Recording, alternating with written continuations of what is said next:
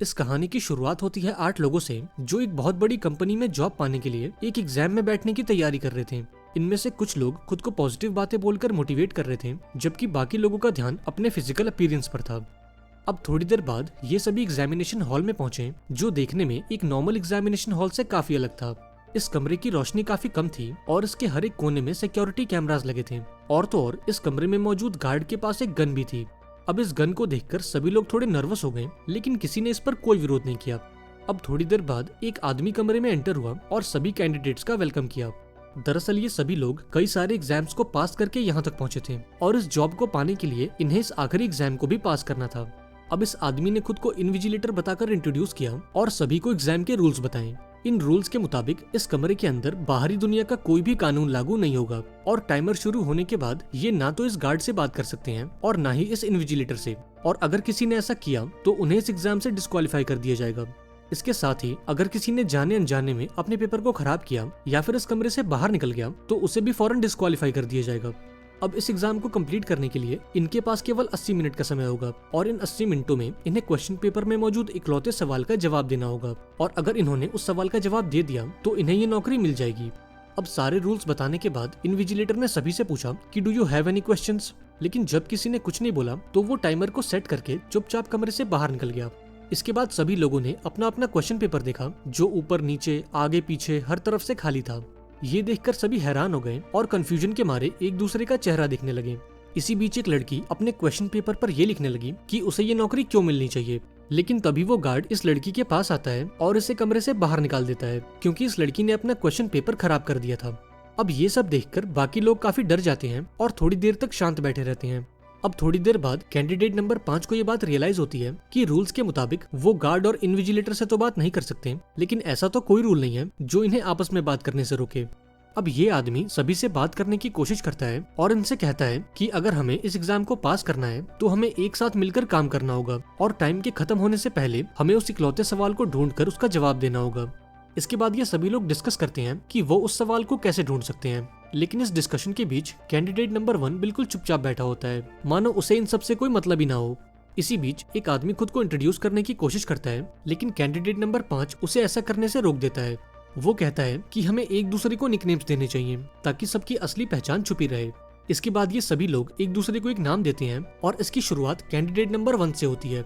ये सभी लोग उसका नाम डेफ रख देते हैं क्योंकि उसने अब तक इनसे एक शब्द नहीं बोला था।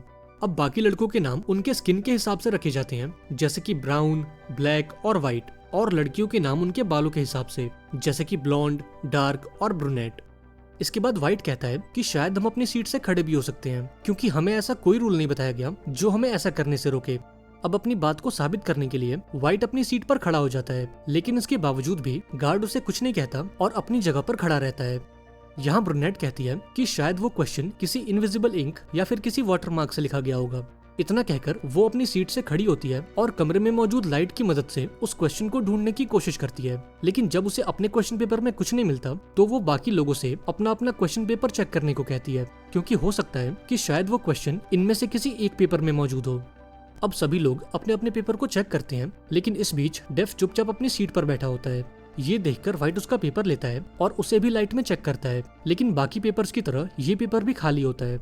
यहाँ ब्लैक कहता है कि शायद उस क्वेश्चन को देखने के लिए हमें यूवी रेज की जरूरत है, क्योंकि इनविजिबल इंक केवल यूवी रेज में दिखाई देते हैं। तभी ब्लॉन्ड को दीवारों के बीच एक ब्लू कलर की लाइट नजर आती है, जो शायद से यूवी लाइट्स थी। इसके बाद ये सभी लोग एक स्विच बोर्ड को ढूंढने की कोशिश करते हैं ताकि वो उन ब्लू लाइट्स को ऑन कर सकें, लेकिन बदकिस्मती से पूरे कमरे में ना तो कोई स्विच बोर्ड था और ना ही कोई बटन। इस पर ब्लैक कहता है कि शायद वो ब्लू लाइट्स इमरजेंसी लाइट्स हैं और उन्हें ऑन करने के लिए हमें कमरे की बाकी लाइट्स को ऑफ करना होगा। अब चूंकि कमरे में कोई स्विच बोर्ड नहीं है, इसलिए इन्हें सभी बल्ब्स को तोड़कर कमरे में अंधेरा करना होगा। हालांकि ब्राउन को यह प्लान काफी रिस्की लगता है, इसलिए बाकी लोग इस प्लान के लिए वोट करते हैं और इस वोटिंग के हिसाब से इन्हें बल्ब्स को तोड़ने का रिस्क लेना चाहिए। अब सभी लाइट्स को तोड़ने के बाद कमरे की ब्लू लाइट्स ऑन हो जाती हैं, क्योंकि वो सच में इमरजेंसी लाइट्स थीं। अब डेफ को छोड़कर बाकी लोग अपने क्वेश्चन पेपर को चेक करते हैं, लेकिन अब भी उन्हें वो क्वेश्चन दिखाई नहीं देता। अब इस पर सभी लोग काफी उदास हो जाते हैं, क्योंकि 80 में से 20 मिनट ऑलरेडी गुजर चुके थे और अब इनके पास केवल 1 घंटा बचा था। अब काफी सोच विचार करने के बाद व्हाइट को एहसास होता है कि वो कैंडिडेट नंबर 2 के पेपर के साथ तो कुछ भी कर सकते हैं, क्योंकि वो तो पहले ही इस एग्जाम से डिस्क्वालीफाई हो चुकी है। इसके बाद वो उसके डेस्क पर आता है और पेंसिल से उस पेपर पर शेड करने लगता है ताकि अगर उस पर कोई क्वेश्चन छुपा हो तो वो उभर कर बाहर आ जाए। लेकिन इतनी मशक्कत के बाद भी इन्हें उस क्वेश्चन का कुछ पता नहीं चलता। इसके बाद व्हाइट पेपर को 4 हिस्सों में बांट देता है ताकि बाकी लोग उस पर अलग अलग एक्सपेरिमेंट कर सकें। इसके बाद वो एक पेपर का टुकड़ा लेकर रूम के कोने में जाता है और उसे अपने टॉयलेट से गीला कर देता है, इस उम्मीद में कि शायद ये पेपर लिक्विड एक्टिवेटेड हो। हालांकि व्हाइट का ये आइडिया भी फेल हो जाता है और इस टॉयलेट वाली हरकत के लिए बाकी लोग उसे खूब गालियां बकते हैं। अब अभी ये लोग अपने अगले मूव के बारे में सोच ही रहे होते हैं कि तभी ब्लैक और व्हाइट आपस में लड़ने लगते हैं, पर तभी उनकी नजर डेफ पर जाती है जो अपनी सीट पर बैठकर रो रहा होता है। इसके बाद वो कुछ बोलने की कोशिश करता है और सभी को बताता है कि ये पेपर्स हमारी इमेज को रिफ्लेक्ट कर रहे हैं, लेकिन डेफ इन बातों को फ्रेंच में कह रहा होता है, इसलिए किसी को कुछ समझ नहीं आता और कोई भी उसकी बातों पर ज्यादा ध्यान नहीं देता। अब यहाँ ब्राउन अपनी एक थियरी देता है और सभी से कहता है कि शायद हम किसी एग्जाम में नहीं बल्कि एक बेटिंग शो में बैठे हैं और इस कंपनी के बोर्ड मेंबर्स हमें ऐसे तड़पते हुए देखकर मजे ले रहे हैं। इस पर डार्क नाम की एक लड़की ब्राउन से कहती है कि नहीं, ये कंपनी ऐसी बिल्कुल भी नहीं है और इस कंपनी का सीईओ हर एक चीज पर नजर रखने वाला और अपने उसूलों का पक्का है। अब डार्क की इन बातों से इतना तो क्लियर हो चुका था कि उसे कंपनी के बारे में कुछ तो पता है जो बाकी लोगों को नहीं पता। अब यहाँ ये खुलासा होता है कि ये लड़की ऑलरेडी इस कंपनी के एचआर डिपार्टमेंट में काम करती है, लेकिन वो अपनी इस नौकरी से खुश नहीं थी, इसलिए उसने एक हाई पोस्ट के लिए अप्लाई किया था और उस पोस्ट को पाने के लिए उसे इस एग्जाम को क्लियर करना होगा। इस पर व्हाइट कहता है कि उसे ये जॉब खुद कंपनी वालों ने ऑफर की थी, जबकि बाकी लोग बताते हैं कि उन्होंने इस जॉब के लिए खुद अप्लाई किया था। अब इन सभी लोगों में एक बात कॉमन थी कि ये लोग इस कंपनी के बारे में कुछ नहीं जानते थे। दरअसल कंपनी द्वारा भेजे गए ईमेल्स में ये बात साफ साफ लिखी थी कि जब तक कैंडिडेट इस एग्जाम को क्लियर नहीं कर लेता उसे कंपनी के बारे में कोई भी जानकारी नहीं दी जाएगी। यहाँ डार्क सभी को बताती है कि इस कंपनी का नाम बिरॉग है और ये दुनिया की सबसे बड़ी फार्मास्यूटिकल कंपनी है और इसका मंथली टर्नओवर $20 बिलियन का है। दरअसल कुछ साल पहले जब दुनिया में पेंडेमिक की शुरुआत हुई थी तब इस कंपनी ने उस वायरस का एंटीडोट बनाकर दुनिया भर के लोगों की जान बचाई थी। इसके साथ ही इस कंपनी ने एक ऐसे मेडिसिन की खोज की है जो इस दुनिया की किसी भी बीमारी को ठीक कर सकती है। अब थोड़ी देर बाद ब्रूनेट कमरे में लगे फायर अलार्म को देखती है और उसे देखकर इसके दिमाग में एक ख्याल आता है। ब्रूनेट सोचती है कि अगर हम इस अलार्म को एक्टिवेट कर दें और कमरे में पानी की बारिश कर दें तो शायद उस पानी के चलते हमें क्वेश्चन पेपर में लिखा हुआ क्वेश्चन दिख जाए। इसके बाद वो गार्ड के पास गई और उसकी जेब से एक लाइटर निकालकर अपने डेस्क पर चढ़ गई, लेकिन ब्रूनेट की हाइट थोड़ी कम थी इसलिए वो उस फायर अलार्म तक पहुंच नहीं पा रही थी। इसी बीच व्हाइट ने उसे एक पेपर दिया और ब्रूनेट ने इस पेपर को जलाकर फायर अलार्म को एक्टिवेट कर दिया। इसके बाद सभी लोगों ने अपना अपना क्वेश्चन पेपर देखा पर वो अब भी पहले जैसा ही था। इसी बीच वो गार्ड ब्रूनेट के पास आता है और उसे इस कमरे से बाहर निकालने लगता है क्योंकि उसने जिस पेपर को जलाकर फायर अलार्म को एक्टिवेट किया था वो खुद उसका क्वेश्चन पेपर था और व्हाइट ने बड़ी चालाकी से उसे इस एग्जाम से डिस्क्वालीफाई कर दिया था। अब व्हाइट की इस हरकत पर ब्लैक को काफी गुस्सा आता है और वो व्हाइट की ओर बढ़ते हुए कहता है कि I should punch your lights out, और उसके ऐसा कहते ही कमरे की सारी लाइट्स ऑफ हो जाती हैं। अब यहाँ इन सभी को एहसास होता है कि कमरे की सभी लाइट्स वॉइस एक्टिवेटेड है। इसके बाद ब्राउन लाइट्स को दोबारा से ऑन कर देता है और सभी से सावधान रहने को कहता है। अब इसी बीच डेफ ये सब देखकर काफी नर्वस हो जाता है और अपनी सीट पर बैठे बैठे रोने लगता है। ये देखकर व्हाइट उसके पास जाता है और उसे बहुत ही बुरी तरह से बुली करता है। वो डेफ को इतना परेशान करता है कि तंग आकर वो अपने पेपर को चबा जाता है।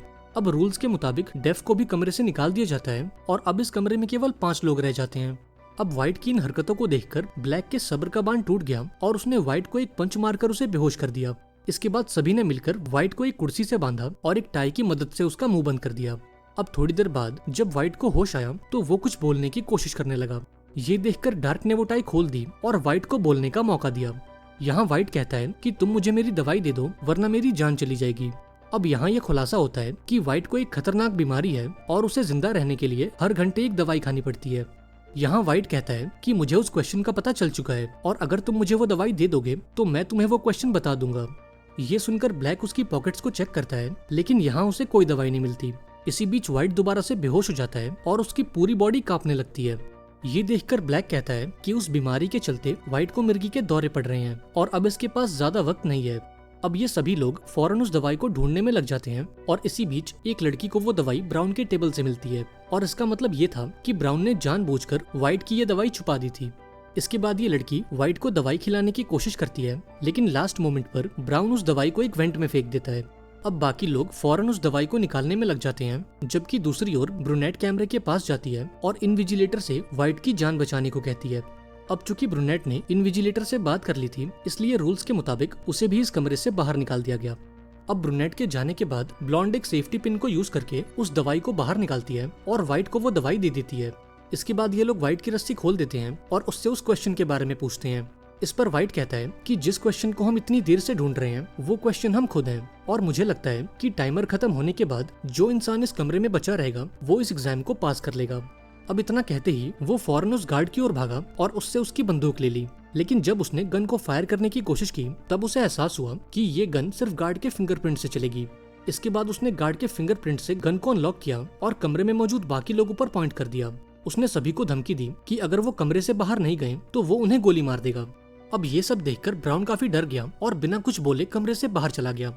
इसके बाद ब्लॉन्ड भी कमरे से बाहर जाने लगी, लेकिन जाते जाते उसने वॉइस कमांड देकर कमरे की लाइट्स को ऑफ कर दिया। अब लाइट्स ऑफ होते ही व्हाइट काफी घबरा गया और कमरे में गोलियों की बारिश कर दी।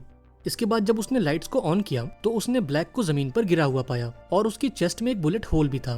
तभी व्हाइट की नजर घड़ी पर जाती है जिसका टाइमर अब खत्म हो चुका था। इसके बाद व्हाइट कैमरे के पास आता है और इन्विजिलेटर से कहता है कि इस कंपटीशन का विनर मैं हूँ और ये नौकरी मुझे मिलनी चाहिए। तभी गार्ड व्हाइट के पास आता है और उससे अपनी वॉच में टाइम दिखाता है। अब ये देखकर व्हाइट शॉक हो गया क्योंकि एग्जाम के खत्म होने में अब भी पूरे 20 सेकंड्स बाकी थे। अब चूंकि उसने समय रहते इन्विजिलेटर से बात कर ली थी, इसलिए रूल्स के मुताबिक वो इस एग्जाम से डिस्क्वालीफाई हो गया।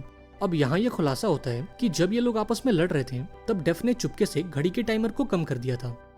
इसके बाद हम दोबारा से ब्लॉन्ड को देखते हैं जिसका एक पैर अब भी कमरे के अंदर मौजूद था और टेक्निकली वो इस कमरे में मौजूद एक आखिरी इंसान थी। अब व्हाइट के जाने के बाद वो कमरे में वापस आई और डेफ के टूटे हुए चश्मे से उस क्वेश्चन पेपर को पढ़ने की कोशिश की और लकीली इस बार ब्लॉन्ड को वो क्वेश्चन दिख गया। अब टाइम खत्म होते ही डेफ कमरे में एंटर हुआ और अब जाकर ये खुलासा हुआ कि इस कंपनी का सीईओ और कोई नहीं बल्कि खुद डेफ है। इसके बाद ब्लॉन्ड इन्विजिलेटर के पास गई और उसे उस क्वेश्चन का आंसर दे दिया। दरअसल एग्जाम की शुरुआत में इन्विजिलेटर ने सभी से पूछा था कि do you have any questions, और इस एग्जाम को पास करने के लिए इन्हें केवल इस सवाल का जवाब देना था। फाइनली ब्लॉन्ड ने इस क्वेश्चन का पता लगा लिया और समय रहते इसका जवाब दे दिया। अब ब्लॉन्ड का जवाब सुनकर डेफ उससे इम्प्रेस हो गया और उसने ब्लॉन्ड को इस कंपनी की सेक्रेटरी बनने का ऑफर दिया, लेकिन उसने इस ऑफर को ये कहकर ठुकरा दिया कि वो एक ऐसी कंपनी में कभी काम नहीं करेगी जो एग्जाम के नाम पर लोगों की जान लेती है। इस पर इन्विजिलेटर उसे बताता है कि ब्लैक अभी भी जिंदा है और जिस गोली ने उसे घायल किया था वो कोई असली बुलेट नहीं बल्कि एक कैप्सूल है जो बॉडी के अंदर जाकर उसके जख्मों को ठीक करती है, और इस कैप्सूल का आविष्कार भी इसी कंपनी ने किया है। अब ये सब सुनने के बाद ब्लॉन्ड की जान में जान आई और फाइनली उसने इस जॉब को एक्सेप्ट कर लिया। अब जाते जाते उसने डेफ को थैंक्स बोला और इसी के साथ ये शानदार मूवी यहाँ पर एंड हो गई।